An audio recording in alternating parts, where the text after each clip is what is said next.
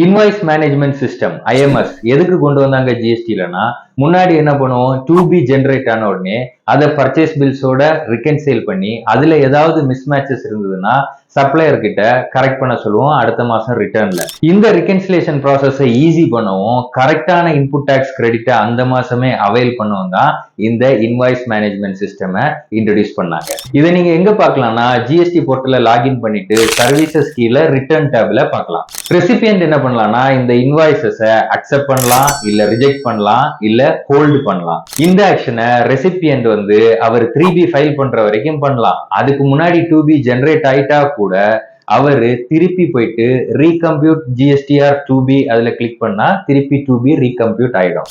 Recipient மட்டும்தான் இதை பார்க்க முடியுமானா இல்ல சப்ளையரும் பார்க்கலாம், சப்ளையர் வியூல போய் பார்க்கலாம். அது மட்டும் இல்லாம என்ன ஆக்ஷன்ஸ் ரெசிபியன்ட் பண்ணிருக்காங்க அப்படின்றதையும் பார்க்கலாம்.